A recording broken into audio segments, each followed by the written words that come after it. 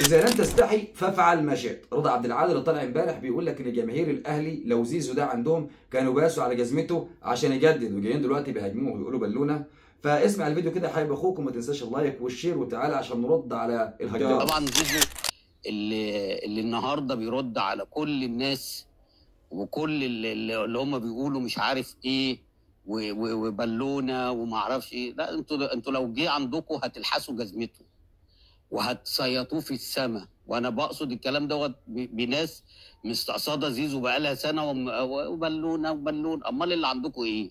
ده انتوا عندكم بلالين منفوخه على الفاضي.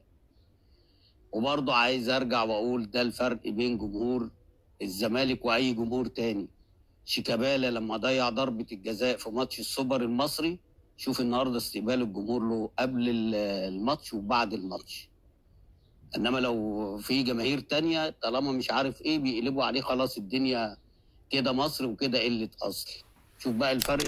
عزيزي المتابع الاهلاوي الجميل، عايز اقول لحضرتك ان رضا عبد العال ده هو اللي قال على مرموش ان عمر مرموش فنكوش، وان اقل لاعب في الدوري افضل من عمر مرموش. فدي اول حاجه تثبت لك ان العقليه عندهم زيرو. مبدئيا كده رضا عبد العال نسي تماما مين اللي كان راح اتباعت حلقها عشان يجددوا لفرجاني ساسي، وللاسف برضه فرجاني ساسي خلع وجرح احساسي زي ما كانوا بيقولوا. طيب تحب اقول لك برضه اشرف بن شرقي اللي كنتوا بتجروا وراه هو في الاعلام عشان خاطر يجدد، والراجل برضه سابكم وقال لكم سلام عليكم برضه بسبب الفلوس، وكنت بتقول يا بن قلبي يا بن قلبي. طيب تعالى عايز اقول لحضرتك حاجه ثانيه، ما تتسرعش وتجري. عايز اقول لحضرتك كمان زيزو اللي حضرتك دلوقتي بتتكلم عليه، تعرف ان هو طالب 100 مليون او اكتر او اقل؟ تعرف انك انت بقالك شهرين وانت كزملكاوي وجمهور نادي الزمالك اللي قالوا ندفع له من جبنا وندفع مرتباتنا، بس زيزو يقعد في نادي الزمالك وزيزو طالب منهم 100 مليون. يبقى بالفعل زيزو بالونه ولا مش بالونه؟ طب تقدر تقول لي ان كنتوا بتقولوا زيزو دولي 42 مباراه مسجل فيها هدفين؟ يبقى لنا حق والله كاهلاويه نقول له يا بالوني.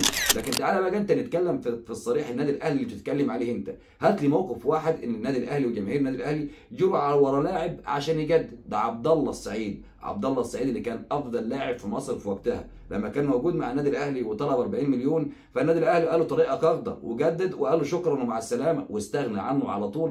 ما انتظرش حضرتك ولا جري وراه ولا حتى فكر في الكلام اللي انت قلته. طيب رمضان صبحي ابن النادي لما كان بيلعب بره ورجع والنادي الاهلي افكر يشتريه من ناديه ودخل فيها بيراميدز ورفع السعر بتاع اللاعب، واللاعب قال له انا جاي لي عرض من بيراميدز، قال له قدامك ساعه واحده بس وترد علينا، وبعدها اللاعب قال له شكرا ومع السلامه. تحب اقول لحضرتك اخر حاجه مين؟ اخر حاجه اكرم توفيق اللي النهارده بيقول لك ان جاي له عرض من القطري بمبلغ وقدره، وان اللاعب يعني يفوق عرض النادي الاهلي بكتير قوي.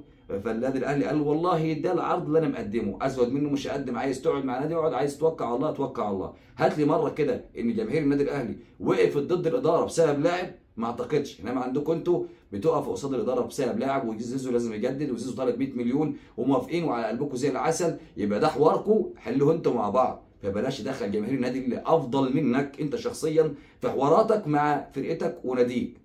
واخر مره اقولها لك ان معروف عنك بالفعل انك انت هجاص واخرك فاضي. لايك وشير الفيديو وبس.